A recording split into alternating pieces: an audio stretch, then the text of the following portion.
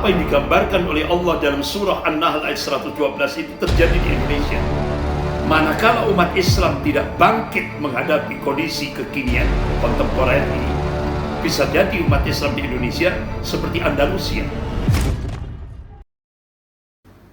Bismillahirrahmanirrahim. Assalamualaikum warahmatullahi wabarakatuh.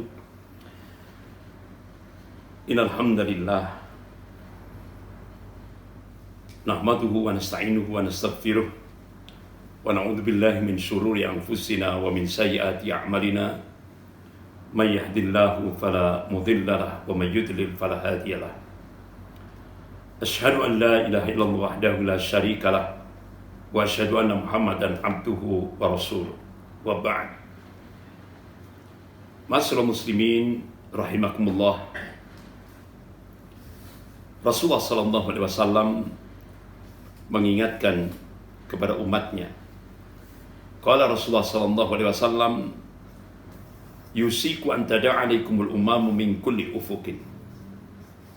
Hampir-hampir, kata Rasulullah, umat-umat kafir itu saling menyeru, saling mengajak-ngajak untuk menyerang kalian min kulli ufuqin, dari segenap arah, dari segenap penjuru. Kama tada'a al-akalatu ala qas'atiha. Kalian, kata Rasulullah, seperti makanan di atas nampan yang jadi rebutan orang-orang yang lapar. Sahabat bertanya, "Kuna ya Rasulullah, amin killatin bina nahnu yawma idin." Wahai Rasulullah, apakah posisi kami pada saat itu minoritas? Apakah jumlah kami pada saat itu sedikit? Rasulullah SAW mengingatkan kepada umatnya, "La, tidak, bal antum yawma idin katsir." Kalian mayoritas, jumlahmu banyak, walakinnakum kutsa'un ka kutsaitain. Tapi kualitasmu seperti buih, seperti buih. Apa kalau bahasa Jawa? Seperti untuk, untuknya banjir. Ma'asyiral muslimin rahimakumullah. Rasulullah SAW dalam hadis ini bukan justifikasi, bukan pembenaran. Tapi hadis ini sifatnya warning, peringatan. Peringatan dari Rasulullah SAW. Manakala kaum muslimin, umat Islam itu, kualitasnya seperti buih, Rasulullah memberikan peringatan yang cukup keras. Wala yantaji'anna Allah min suduri aduwakum al-mahabbata minkum. Sungguh Allah Subhanahu wa ta'ala akan mencabut rasa takut dari hati musuh-musuh kalian.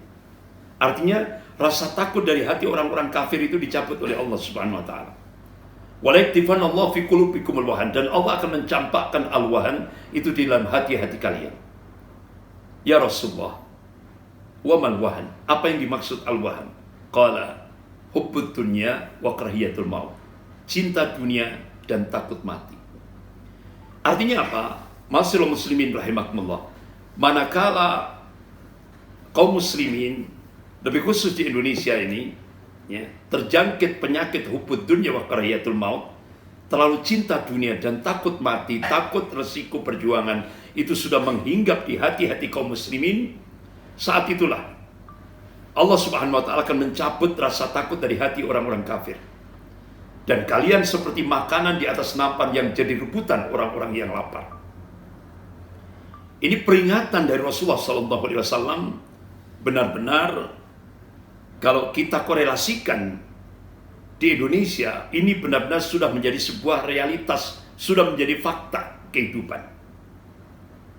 Oleh karena itu, ma'asyiral muslimin rahimakumullah, kita masih ingat, kalau kita mencoba untuk setback, membuka sejarah, mulai dari tetangga yang paling dekat, yaitu Filipina. Coba kita lihat, Filipina itu mayoritas Muslim, mayoritas Muslim, dan yang memberi nama ibu kota negara Filipina itu adalah Ibnu Battuta rahimahullah. Apa namanya ibu kotanya? Amanillah. Dalam perlindungan Allah Subhanahu wa ta'ala. Jadi saat kita kalau melakukan safar, seringkali kita mohon didoakan fi amanillah supaya dia mendapatkan perlindungan dari Allah Subhanahu wa taala. Tapi apa yang terjadi? Ya Allah, Filipina benar-benar tragis. Padahal mayoritas muslim seperti di Indonesia. Tapi apa yang terjadi? Yang pertama, pemimpin-pemimpinnya menyelisihi Al-Quran wa Sunnah, menyelisihi Allah dan Rasulnya. Kemudian yang kedua, yaitu hubbud dunya wa karahiyatul maut, terlalu cinta dunia dan takut mati, takut risiko perjuangan. Ditambah lagi dengan iftirak, perpecahan. Iftiraknya, perpecahannya bukan masalah akidah, tapi perebutan jabatan, kedudukan, kekuasaan. Sehingga akhirnya dari situ muncullah ta'assub, asobiyah, fanatik kelompok, fanatik golongan, fanatik partai. Sehingga akhirnya apa yang terjadi? Puncaknya muncullah yaitu muwalah bil kuffar. Dia minta bantuan orang kafir untuk menghancurkan saudaranya sendiri, saudara sendiri sesama muslim. Dan akhirnya apa yang terjadi? Ini menjadi pantauan dari negara-negara kufar. Akhirnya Spanyol langsung masuk ke Filipina. Mereka melakukan genosid, pemusnahan massal kaum muslimin. Melakukan pemurtadan besar-besaran di Filipina. Sehingga akhirnya sekarang Filipina muslimnya tinggal 15%. Padahal dulu mayoritas muslim. Ini sebuah fakta sejarah. Ya. Ibu kotanya namanya Amanillah, sekarang berubah jadi Manila. Nah, ini benar-benar harus dijadikan ibrah bagi kaum muslimin di Indonesia. Kita bergeser ke Singapura. Singapura itu mayoritas dulu 93% muslim Melayu. Tapi apa yang terjadi? Itu tadi. Apa yang sudah saya sampaikan, apa yang terjadi di Filipina itu terjadi juga di Singapura. Sampai akhirnya di sana ada tokoh Cina yaitu Lee Kuan Yew mencoba untuk menghipnotis kaum muslimin dengan casingnya. Apa? Lee Kuan Yew akhirnya pakai kopiah hitam, pakai baju takwa. Dari situlah umat Islam Melayu Singapura terhipnotis. Sehingga akhirnya semua pilihan kaum muslimin Melayu di Singapura ditujukan pada Lee Kuan Yew. Akhirnya dari situlah terjadilah proses ya, yaitu tadi deislamisasi. Sampai akhirnya sekarang Singapura, umat Islam di Singapura ya hampir sama dengan Filipina, tinggal 15%. Begitu kita melihat Indonesia, ya Allah, Indonesia pasca merdeka, ya kan? Itu hampir 95% pasca merdeka. Padahal kita dijajah Belanda kurang lebih sekitar 350 tahun. Dijajah lagi oleh Jepang 3,5 tahun. Tapi Masya Allah, kaum muslimin di Indonesia masih eksis 95%. Tapi apa yang terjadi pasca merdeka? Ya Allah, benar-benar apa yang digambarkan oleh Allah dalam surah An-Nahl ayat 112 itu terjadi di Indonesia. Allah memberikan tanbih. A'udzubillahi minasyaitonir rajim. Wa daraballahu matalan qaryatan kanat aminatan mutmainnah ya'tiha rizquha ragadan min kulli makan. Fakafarat bi an ummillah fadaqaha libasal ju' wal khauf bima kanu yasnaun. Wa daraballahu matalan qaryatan kanat aminatan mutmainnah ya'tiha rizquha ragadan min kulli makan. Allah memberikan satu perumpamaan ya, tentang sebuah negeri yang dulunya aman, tenang, tentram. Ya'tiha rizquha ragadan min kulli makan. Rezekinya melimpah ruah dari segenap tempat, dari segenap penjuru. Tapi sayang ya, sayang penduduk negeri ini ingkar akan nikmat-nikmat Allah. Akhirnya apa yang terjadi? Fa'adaqah libasal ju' wal khauf bima kanu yasnaun.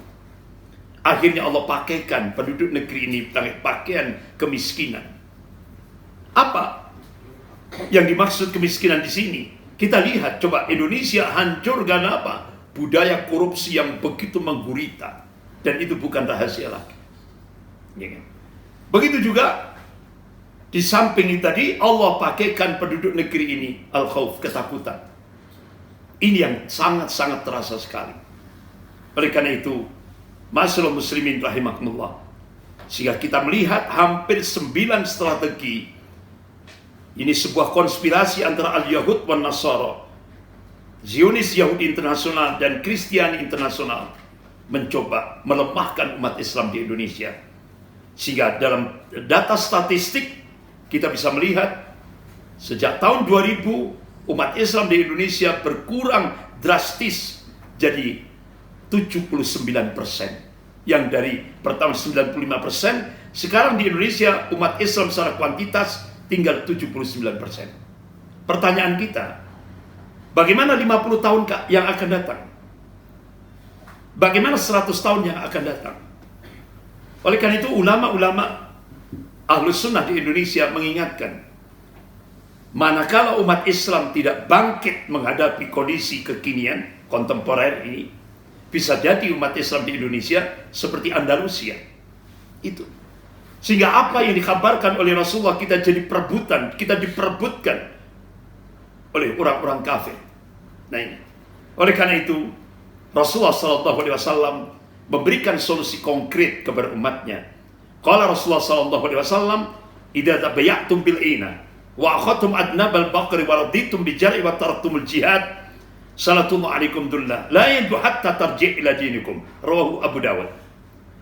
Rasulullah mengingatkan, memberikan solusi kepada umatnya. Idza tabayatum bil ina, jika kalian bermuamalah dengan cara-cara al-inah, itu salah satu dalam sistem riba. Wa akhadtum adnabal baqari wa raditum bi jar'i, kalian memegang ekor-ekor sapi, ini bahasa kinayah, kiasan. Wa raditum bi jar'i, kalian ridho dengan bercocok tanam. Artinya apa? Jika umat Islam, lebih khusus di Indonesia ini, nah, yaitu muamalahnya dengan sistem riba, umat Islam sibuk dengan dunia, wa taraktumul jihad fisabilillah, umat Islam di Indonesia ini meninggalkan al-jihad fisabilillah, salatullah alaikum dullah, Allah akan menurunkan kehinaan. La yanji'u syai'a, sedikit pun Allah tidak akan mencabut dari kehinaan itu, hatta tarji' ila dinikum, hingga kalian kembali kepada agama kalian. Ulama-ulama hadis menafsirkan hatta tarji' ila dinikum itu maknanya hingga umat Islam di Indonesia ini bangkit semangat jihadnya, baru Allah akan cabut dari kehinaan itu. Oleh karena itu, ayo bangun kuatul ummah, kekuatan umat, bangun kekuatan umat. Insya Allah, manakala kita membangun kekuatan umat dengan rujuk ilal Quran was sunnah, insya Allah ta'yidullah, pertolongan Allah akan diturunkan.